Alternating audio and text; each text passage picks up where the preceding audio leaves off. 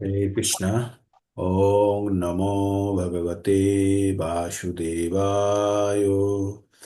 ओम नमो भगवते वासुदेवाय। ओम नमो भगवते वासुदेवाय। ओम अज्ञानतिमिरान्धस्य ज्ञानाञ्जनशलाकया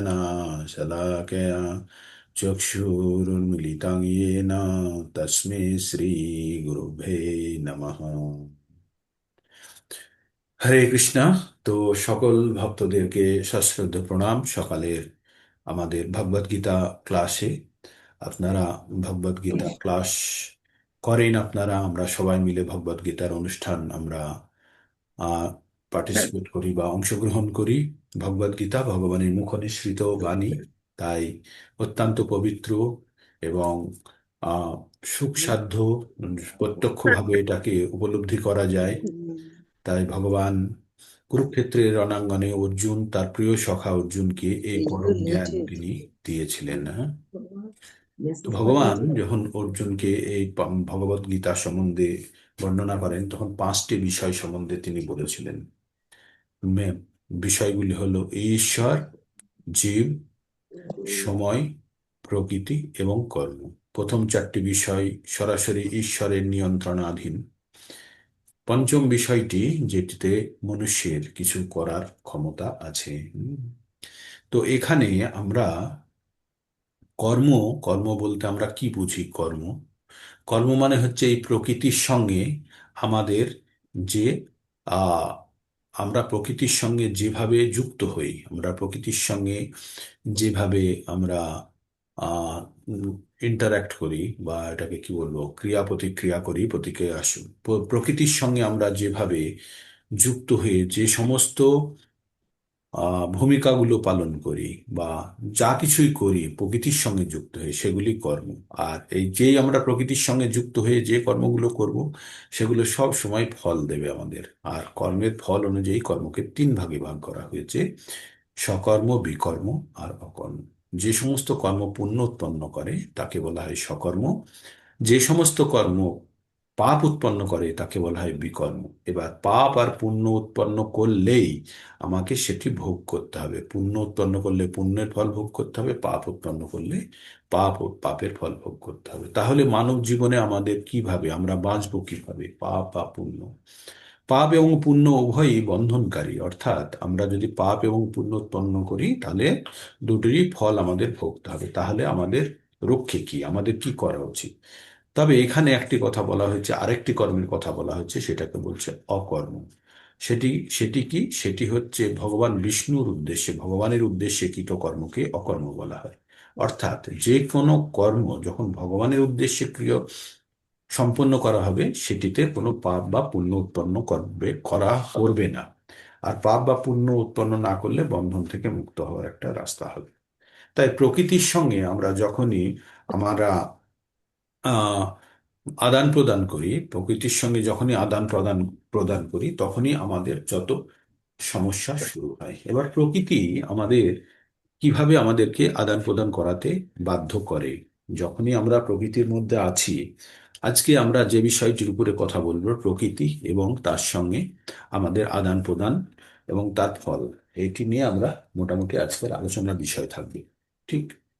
তো আমরা প্রকৃতি, আমরা কি দেখেছি? প্রকৃতি কাকে বলে? প্রকৃতি কাকে বলে? প্রকৃতি বলে যে আমরা যেখানে, যে পরিবেশ, আমরা যেখানে আছি, সেখানে জল, মাটি, বায়ু, অগ্নি, আকাশ, এই যে পঞ্চভূত আর পারিপার্শ্বিক যত কিছু আছে সেটি আমাদের প্রকৃতির মধ্যে পড়ছে। আর আমরা যত কিছু কাজ করি, সমস্ত কিছু কাজ আমরা প্রকৃতির গুণ দ্বারা চালিত হয়ে করি। এবার প্রকৃতির মধ্যে যখনই একটি শুদ্ধ জীব এই প্রকৃতির মধ্যে চলে আসে, তখনই কি হয়? প্রকৃতির গুণগুলি তার ভিতরে চড়তে শুরু করে। যেমন আমরা আমরা এমনি সাধারণ, আমরা সাধারণ মানুষ, নর্মাল রং, মানুষের গায়ের চামড়ার রং যেমন কালো বা ফর্সা হলে যেমন একটা সাধারণ একটা তামাটে টাইপের রং হয় না আমাদের শরীরের? এবার মনে করুন ঘরে আপনি প্রবেশ করলেন, সেই ঘরে চারটে আলো লাগানো আছে। হ্যাঁ, চারটে আলো লাগানো আছে। প্রথম আলোটি হচ্ছে নীল, নীল আলোতে গেলে আপনি যদি সাদা জামা কাপড় পরে থাকেন, জামা কাপড়ের রং কেমন হবে? নীল দেখাবে না দেখাবে না? আপনাকেও দেখাবে। দেখাবে, নীল দেখাবে, জামা কাপড়কেও নীল দেখাবে, দেখাবে তো। তেমনি সেই আলোটা নিভে গিয়ে কিছুক্ষণ পরে লাল আলো আসলো, তখন আপনার শরীরটা কেমন দেখাবে? লাল দেখাবে। আবার তার কিছুক্ষণ পরে আরেকটি সবুজ আলো আসলো, তখন আপনাকে কেমন দেখাবে? সবুজ দেখাবে। আবার সব আলোগুলো বন্ধ হয়ে যখন একটি ট্রান্সপারেন্ট বা নর্মাল আলো যখন পড়লো, তখন আপনারা কি দেখতে পাবেন? তখন আমাদের প্রকৃত স্বরূপ দেখা যাবে। তো যখনই আমরা লাল আলোর অধীনে থাকি তখন আমরা তমগুণের আন্ডারে থাকি। যখন আমরা নীল আলোর আন্ডারে থাকি তখন আমরা রজগুণের প্রভাবে থাকি। যখন আমরা সাদা আলোর প্রভাবে, যখন আমরা সবুজ আলোর প্রভাবে থাকছি বা তখন আমরা শতগুণে থাকছি।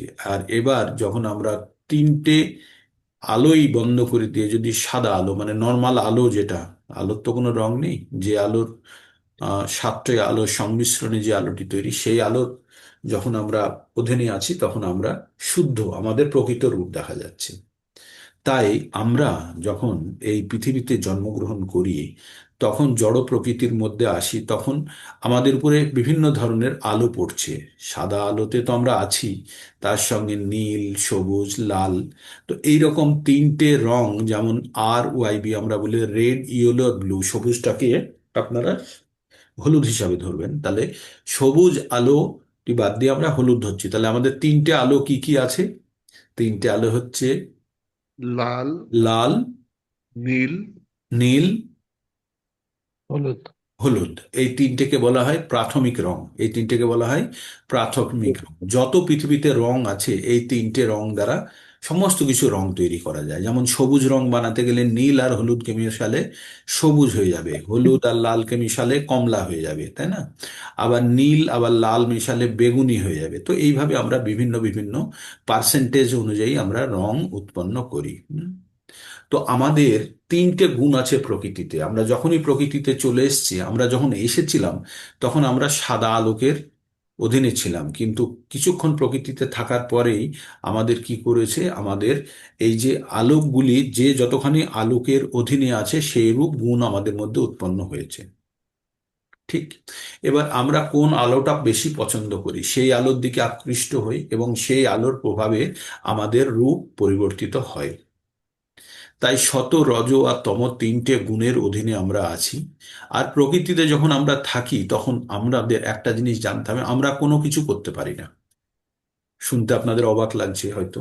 আমরা কোনো কিছু করতে পারি না, তাহলে কে করে? আমার হাত পায়ে করে। কে করায়? আমার গুণ করায়। তার মানে আমি কে? আমি আত্মা। আত্মা কোনো কিছু করতে পারে না। আত্মাকে কে করিয়ে দেয়? তার প্রকৃতির গুণ। তার মানে আপনি একটি সাইকেল চড়ে যাচ্ছেন, এবার সাইকেলে আপনি প্যাডেল করছেন আর সাইকেল জোরে ছুটছে। তখন যদি আপনার যদি ব্রেক না থাকে গাড়িতে, আপনি গাড়ি তখন কিন্তু থামাতে পারবেন না। তো আমাদের জীবনে কোনো রকম এইরকম কোনো রকম মানে জিনিস নেই যার যা দিয়ে আমরা প্রকৃতির গুণ থেকে আমাদেরকে বিচ্ছিন্ন করতে পারি। একটাই রাস্তা আছে প্রকৃতির গুণ থেকে বিচ্ছিন্ন করা, প্রকৃতির সঙ্গে বিচ্ছিন্ন হওয়া, তাই না? মানে সাইকেল জোরে চলছে, ব্রেক লাগছে না, তাহলে রাস্তা কি আছে? ঝাঁপিয়ে পড়তে হবে সাইকেল থেকে, তাছাড়া সাইকেল থামবে না। তো তেমনই আমরা প্রকৃতির মধ্যে যতক্ষণ আছে প্রকৃতির তিনটে গুণের অধীনেই থাকবো। তাহলে আমাদের রক্ষার রাস্তা কি? তাহলে প্রকৃতির গুণ থেকে আমাদেরকে বিচ্ছিন্ন করতে হবে, তাই তো? প্রকৃতির গুণ থেকে আমাদেরকে বিচ্ছিন্ন করতে হবে। তো প্রকৃতির গুণ থেকে বিচ্ছিন্ন করা খুব কঠিন, খুব কঠিন। যারা এই জড়জগতে আছি আমরা প্রকৃতির গুণ থেকে বিচ্ছিন্ন।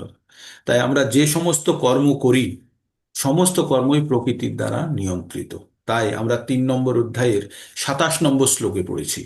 3 নম্বর অধ্যায়ের 27 নম্বর শ্লোকে পড়েছি, প্রকৃতি ক্রিয়ামানানি গুণে কর্মণি সর্বস্ব।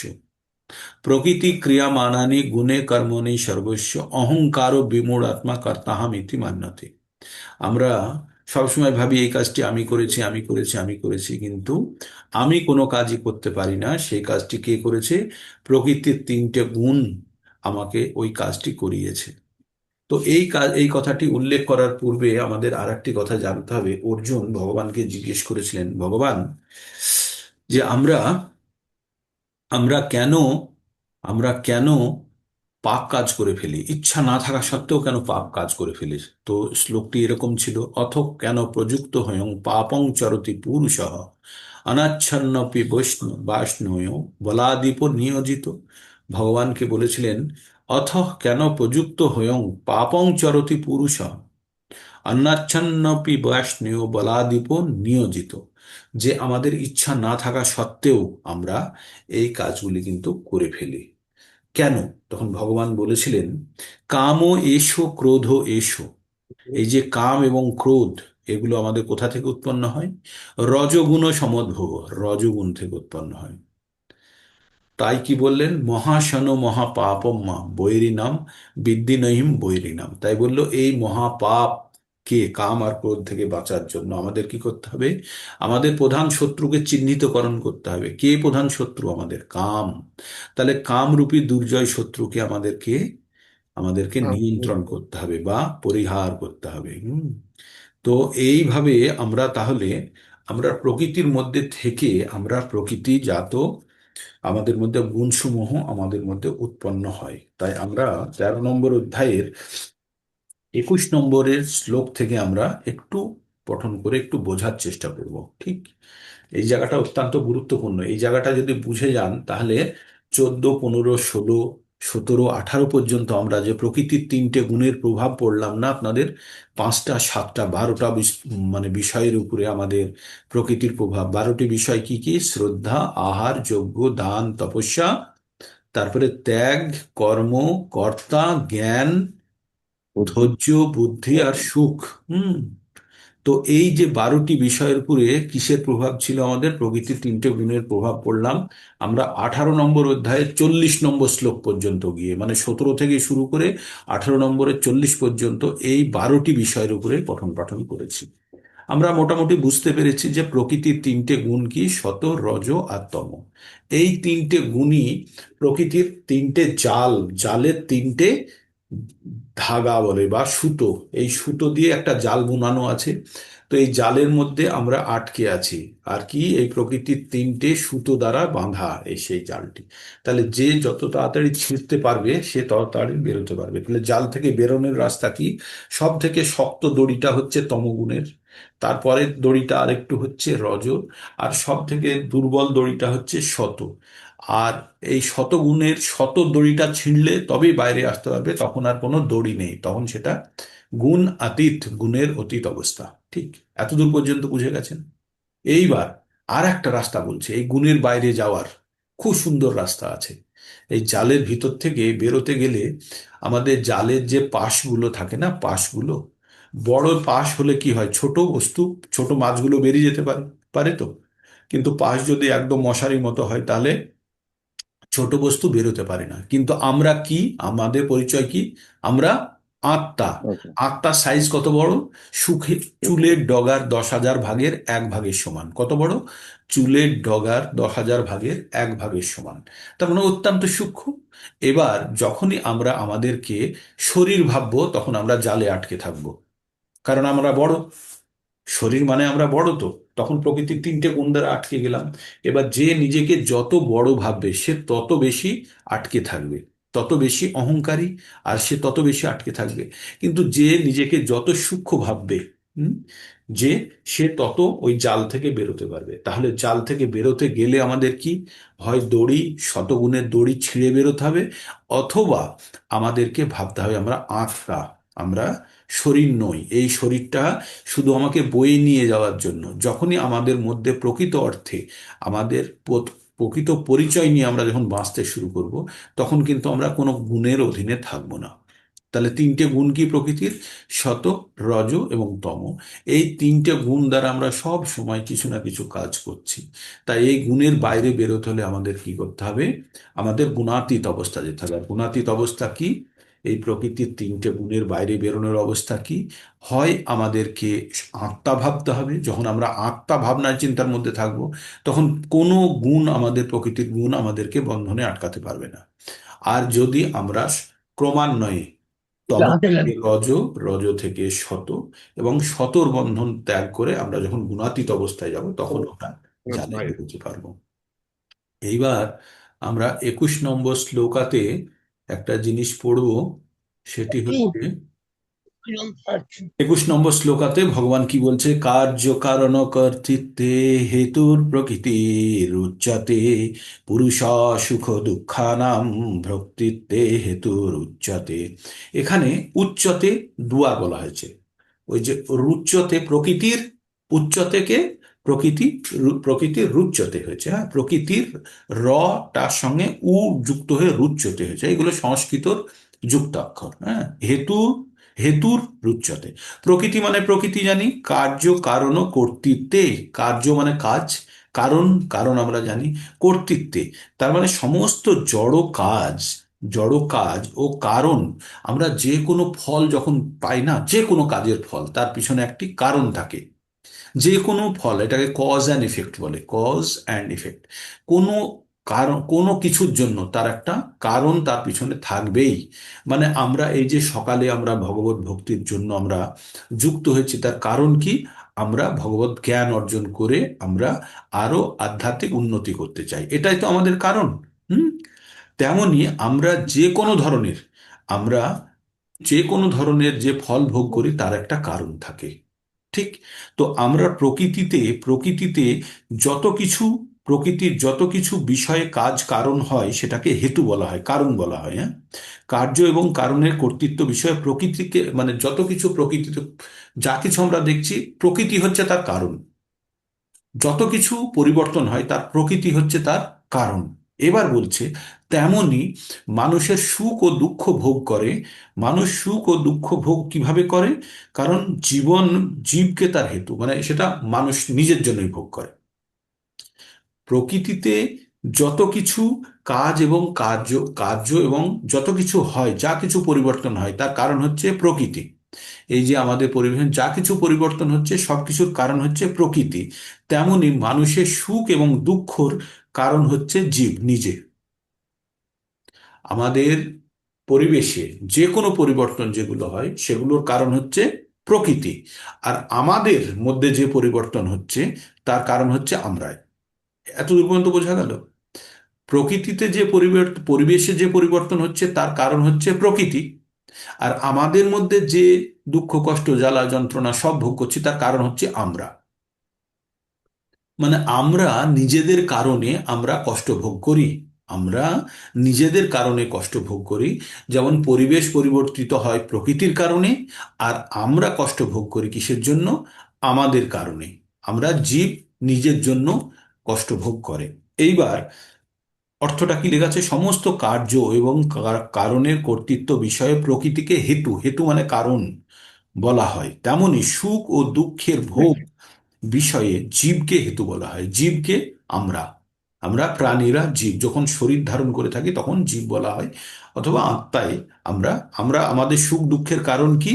আমাদের ভোগ, আমাদের দুঃখের ভোগ বিষয়ের, বিষয় বিষয়ে জীবকে হেতু বলা হয়। আমরা যে সুখ ও দুঃখ ভোগ করি তার কারণ হচ্ছে আমরাই। এবার, এবার আমরা একটু কি পড়ি, আমরা একটু বিশ্লেষণ পড়ি। জীবের ভিন্ন ভিন্ন শরীর ও ইন্দ্রিয়ের প্রকাশ হয় জড় প্রকৃতির প্রভাবে। আমাদের যে ইন্দ্রিয়গুলি এবং আমাদের বিভিন্ন ধরনের প্রকাশ, যে জড় ইন্দ্রিয়ের প্রকাশ এবং জড় শরীর, আমাদের কারণ আলাদা কি? আমাদের আলাদা শরীর হওয়ার কি? আমাদের ইচ্ছা। আমাদের কি ইচ্ছা? আমাদের ভোগ করার ইচ্ছা। তাই বলছে প্রভাবে 84 লক্ষ বিভিন্ন প্রজাতির জীব আছে, সে সবই জড় প্রকৃতির সৃষ্টি। জীব তার ইন্দ্রিয় সুখের বাসনা অনুসারে ভিন্ন ভিন্ন দেহপ্রাপ্ত হয়। তার মানে বর্তমানে আমরা যে যে বাসনা, কামনা বাসনা মনের মধ্যে বহন করছি, সেইগুলো পূরণ করার জন্য পরবর্তীতে আমাদের আবার জীবন ধারণ করতে হবে। আর তখন বললে হবে না যে এত কষ্ট কেন। কারণ আপনি যদি ট্যাক্সিতে যাওয়া পছন্দ করেন, আমাদের শরীর তো একটি বাহন, আমরা যে বাহনের মধ্যে বসে যাত্রা করছি, কিছুক্ষণ পরে যদি বলি এই বাহন ভালো লাগছে না, অন্য আর একটি চাই বলে আমরা যদি খুব মানে ব্যতিব্যস্ত হয়ে যায়, তাহলে তো তখন আমাদের ঠিক হবে না। তখন তো আর আমরা ট্যাক্সি থেকে নেমে তখন আর ট্রেন পাবো না, কারণ আমরা ট্যাক্সির রাস্তায় যাচ্ছি, তাই না? তো আমাদের গন্তব্যস্থল অথবা গাড়ি খারাপ হওয়া পর্যন্ত আমাদের অপেক্ষা করতে হবে, এটা আমাদের জানতে হবে। তার মানে আমাদের শরীর আমরা চাইলেও ত্যাগ করতে পারবো না যতক্ষণ না পর্যন্ত আমরা গন্তব্যস্থলে পৌঁছচ্ছি, অথবা আমাদের এই শরীর নষ্ট হয়ে যাচ্ছে। শরীর নষ্ট হলে কি করি আমরা? জীর্ণ শীর্ণ হলে আমরা কি করি? ত্যাগ করি, করে নতুন শরীর ধারণ করি। অথবা গন্তব্যস্থলে পৌঁছে গেলে আমাদের আর শরীর ধারণ করার দরকার নেই। তাই বলছে আমাদের এই যে আমরা বর্তমান শরীর ধারণ করেছি সম্পূর্ণরূপে আমাদের ইচ্ছার জন্য, আমাদের ইচ্ছা পূর্তি করার জন্য। এই শরীরটা কি জানেন? আমাদের অর্ডার সাপ্লাই করা মেশিন। আমাদের এই শরীরটা হচ্ছে আমাদের ইচ্ছা পূরণের মেশিন, যার দ্বারা আমাদের ইচ্ছাগুলোকে পূরণ করি। আর ইচ্ছাগুলোকে পূরণ করার খবরটা কে দেয়? ইন্দ্রিয় সমূহ।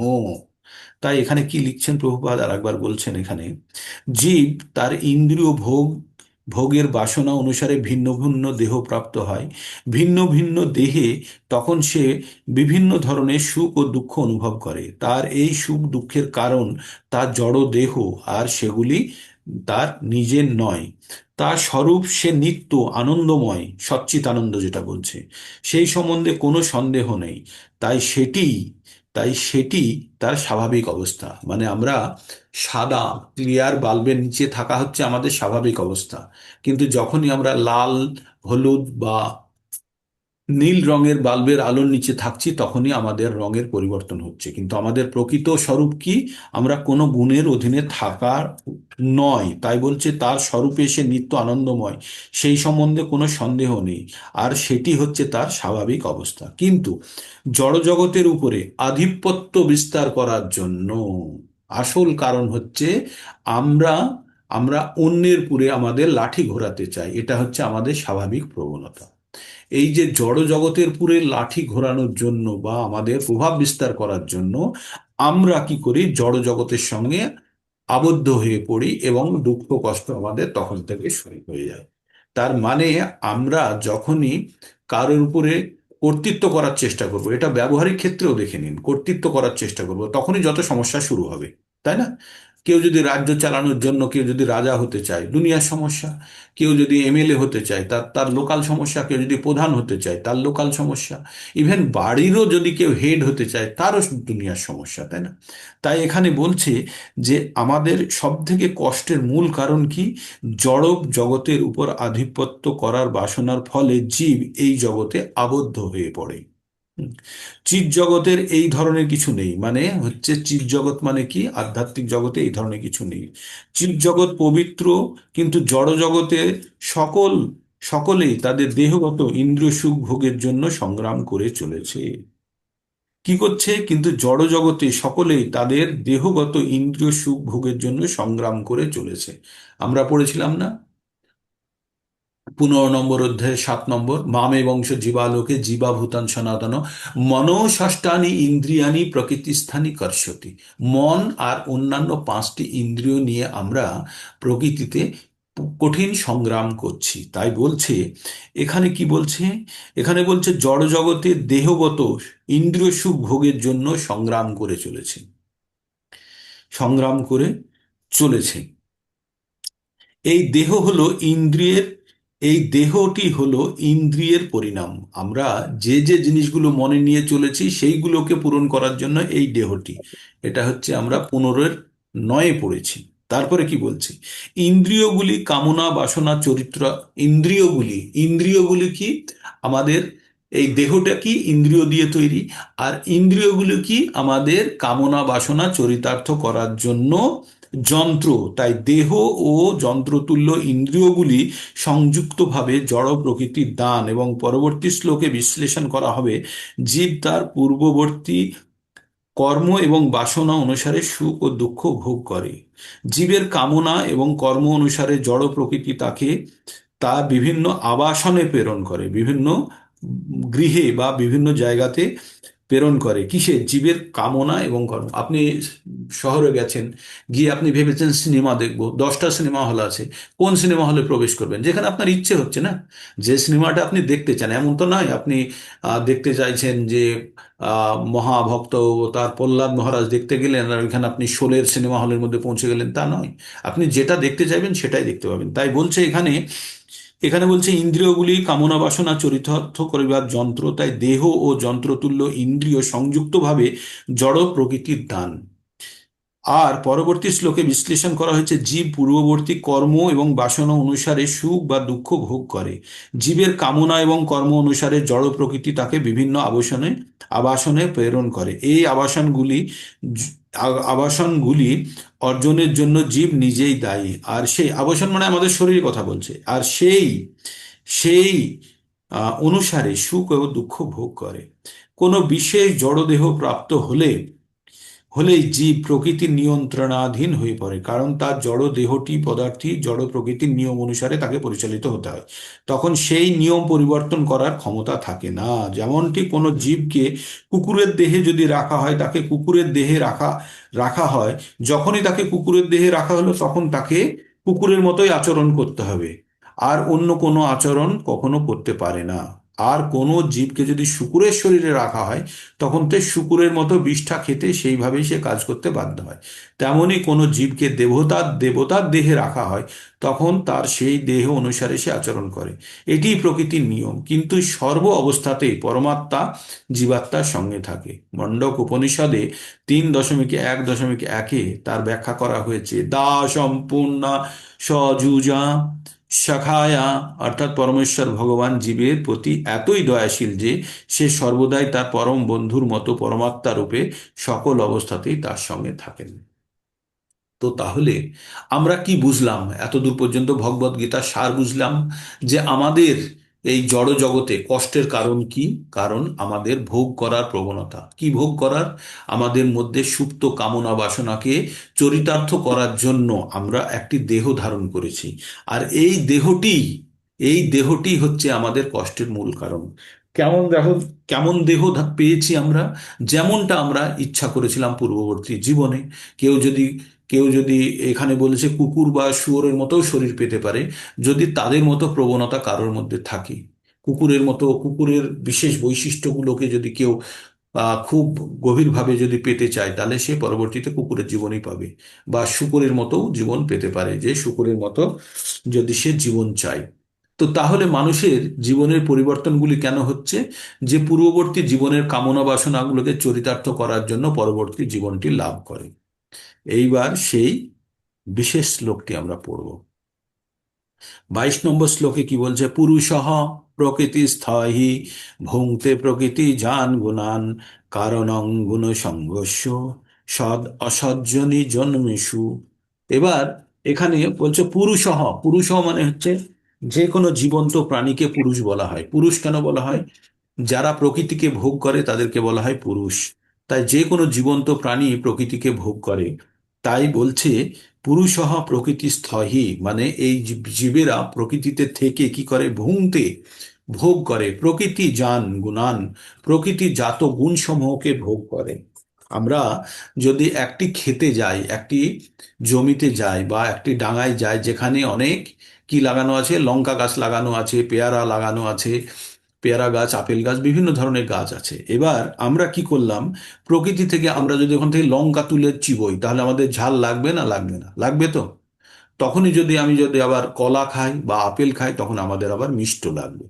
তাই আমরা প্রকৃতিকে কিভাবে দহন করছি, প্রকৃতির কোন গুণটা আমরা গ্রহণ করছি, সেই গুণই কিন্তু আমাদেরকে পরবর্তীতে পরিচালনা করবে। আর সেই গুণই আমাদের মধ্যে উৎপন্ন হয়ে আমাদের একটি বিশেষ রূপ দেবে। তাই কি বলছে? পুরুষঃ প্রকৃতি স্থহি ভুঙ্ক্তে প্রকৃতি জান গুণান কারণং গুণ সংঘর্ষ সদ অসজ্জনী জন্মিষু।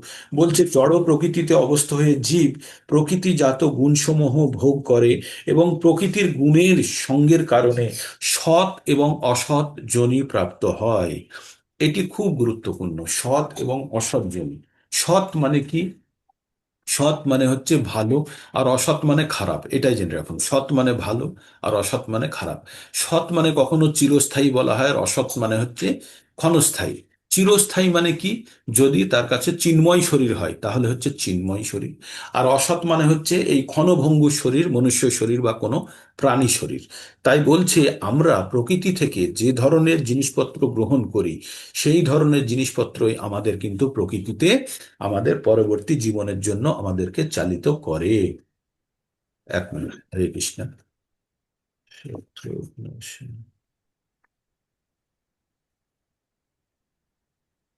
हरे कृष्णा। शत्रुघ्न सिंह प्रभु जी, शत्रुघ्न सिंह प्रभु जी हैंड रेज कीजिए।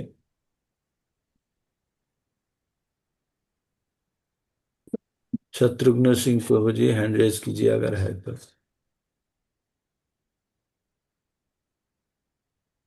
शत्रुघ्न सिंह प्रभु जी, इसका सेकंड जपा शत्रुघ्न सिंह प्रभु जी। তোমার এখানে একটা নাই কি? है नहीं? और कोई নো। हैंड रेज कीजिए जो करने चाहते हैं। ये शरणा प्रभु जी, अनम्यूट करिए। प्रभु जी कीजिए।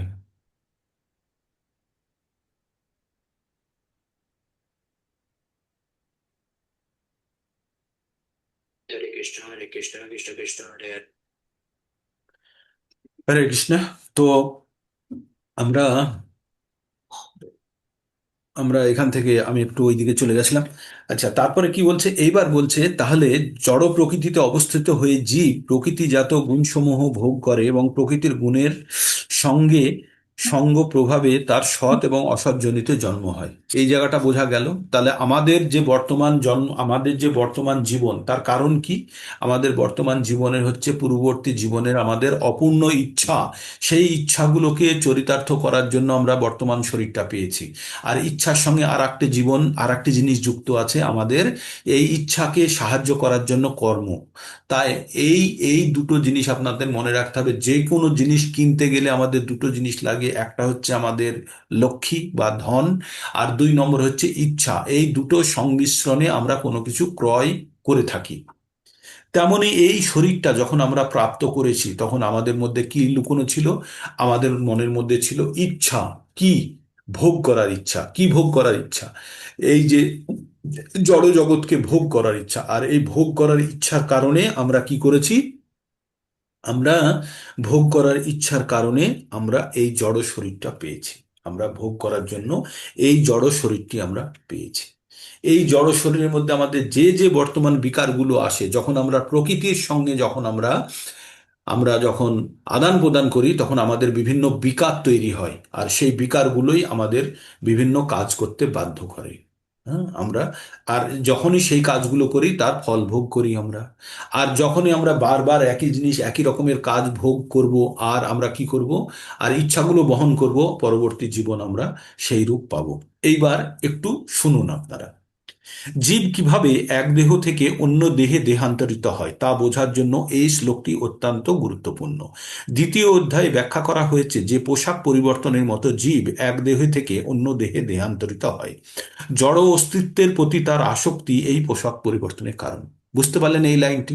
জড় জড় অস্তিত্বের প্রতি তার আসক্তি, এই জড় জগৎকে ভোগ করার আমাদের যে ইচ্ছা, তার কারণেই আমাদেরকে এই পোশাক পরিবর্তন করতে হয়। জীব যতক্ষণ এই ভ্রান্ত প্রকৃতির দ্বারা মোহাচ্ছন্ন থাকে ততক্ষণ এক দেহ থেকে অন্য দেহে দেহান্তরিত হতে হয়। এই যে প্রকৃতিকে ভোগ করার ইচ্ছা যতবার আমাদের মধ্যে থাকবে ততবারই আমাদের কিন্তু বারবার দেহ পরিবর্তন করতে হবে। জড় জগতের উপরে তার আধিপত্য করার দুরাশার ফলে এই রকম অবাঞ্ছিত অবস্থায় পতিত হয়। আমরা দেখেছি কখনো কখনো মাছ ধরা, ছিপ দিয়ে মাছ ধরা দেখেছেন?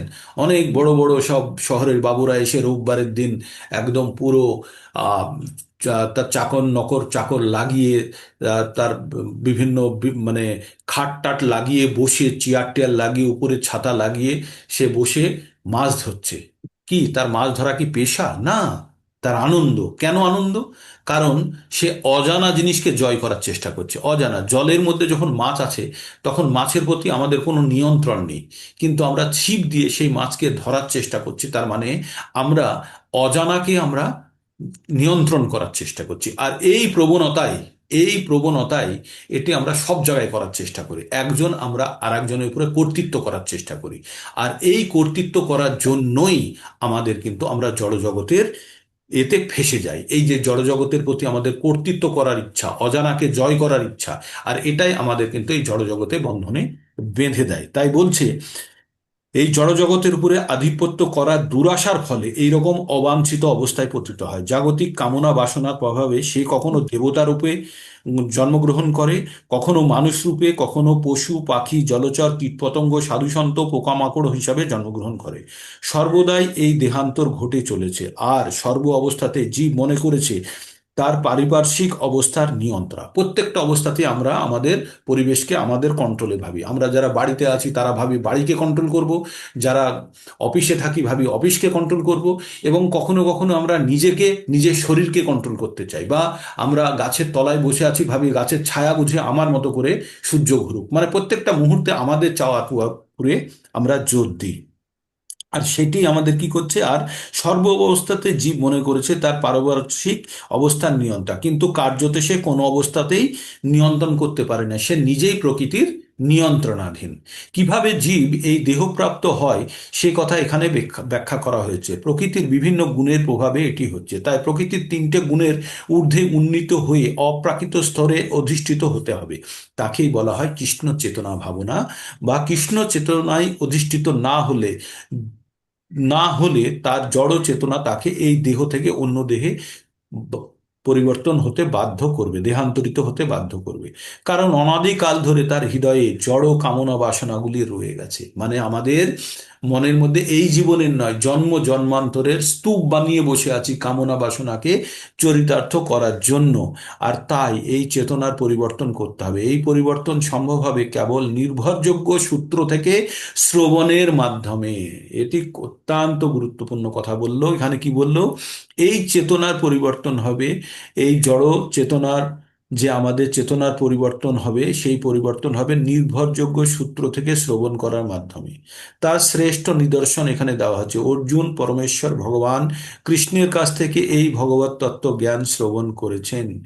জীব যদি এই শ্রবণের পন্থা অবলম্বন করে তাহলে সে জড়জগতের উপর আধিপত্য করা চিরাচরিত বা চিরলালিত বাসনা ত্যাগ করতে সক্ষম। কিভাবে? যদি জীব এই শ্রবণের পন্থা অবলম্বন করে। কি শ্রবণ? ভগবত ভক্ত হয়ে ভগবত তত্ত্ব জ্ঞান অর্জনের চেষ্টা করে, তাহলে জগতের উপর আধিপত্য করার চিরলালিত বাসনা ত্যাগ করতে সক্ষম হবে। জড়জগতের উপর তার আধিপত্য করার বাসনা যত কম হতে থাকে সেই অনুপাতে সে দিব্য আনন্দ অনুভব করতে থাকে। এটি বৈদিক মন্ত্রে বলা হয়েছে। পরমেশ্বর ভগবানের সঙ্গ লাভে তার জ্ঞান যতই বর্ধিত হয় ততই সে নিত্য আনন্দময় জীবন আস্বাদন করতে থাকে। কিছু বোঝা গেল কি পড়লাম এতক্ষণ পর্যন্ত? হরে কৃষ্ণা। হুম, প্রভুজি। মানে আমাদের কষ্টের মূল কারণ আপনারা এবার উপলব্ধি করতে পারছেন। আনমিউট করে নিন আপনারা। শেষ করবো কিছুক্ষণের মধ্যে। তো এখানে আমরা জড় প্রকৃতির এই যে প্রকৃতি পুরুষ এবং বিবেক যোগ যে অধ্যায় পড়ছি, তার সার পড়লাম আমরা, যে এই প্রকৃতির তিনটে গুণ আমাদের কিভাবে নাচিয়ে রেখেছে। আর এখান থেকে বেরোতে হলে কি করতে হবে আমাদের? আমাদের এই গুণগুলোকে কাটতে হবে, কেটে বেরোতে হবে। আর গুণগুলোকে কাটার অস্ত্রটা কি? গুণগুলোকে কাটার অস্ত্রটা কি বুঝলেন এতক্ষণ? কৃষ্ণ ভাবনাময় হওয়া, কৃষ্ণ কৃষ্ণ ভাবনা। ভাবনাময় হওয়া। কৃষ্ণ ভাবনাময় অস্ত্রের দ্বারা এই জড় প্রকৃতির তিনটে গুণকে কাটতে হবে। যদি আমরা কাটতে পারি তাহলে জড় প্রকৃতির চাপে আমরা আর আবদ্ধ থাকবো না।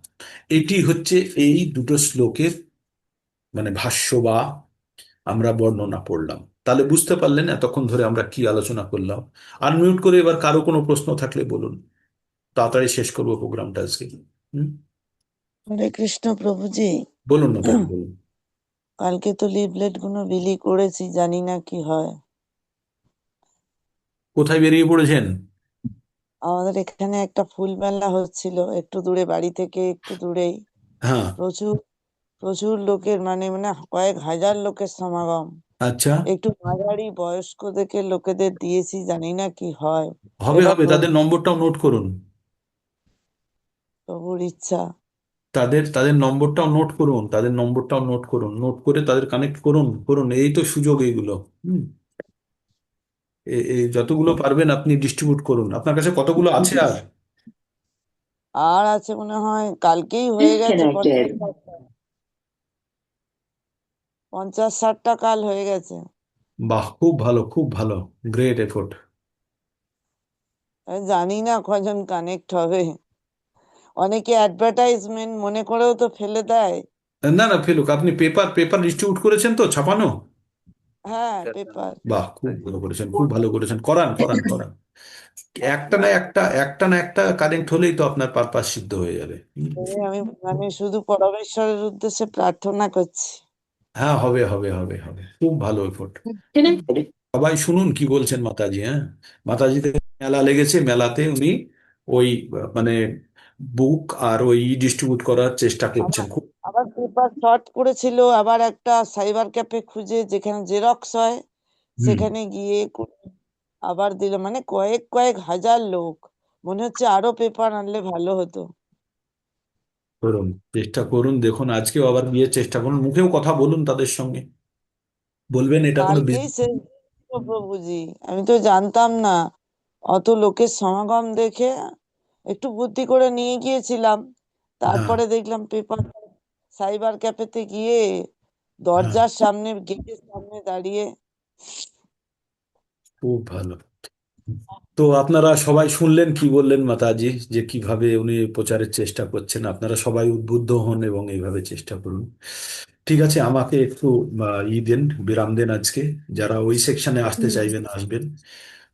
আর আহ, আজকে এখানে আমরা শেষ করব। ক্যামেরা অন করুন কারা কারা পারবেন, আর কারো কিছু প্রশ্ন থাকলে বলতে পারেন এখনই, 1 মিনিটের মধ্যে শেষ করি। আর ক্যামেরা অন করুন। আজকের স্টাডিটা কিন্তু খুব গুরুত্বপূর্ণ। এই জায়গাটা পড়ুন আপনারা, 21-22 পড়ুন। হুম। হরে কৃষ্ণ হরে কৃষ্ণ কৃষ্ণ কৃষ্ণ হরে হরে, রাম রাম রাম রাম, হরে কৃষ্ণ।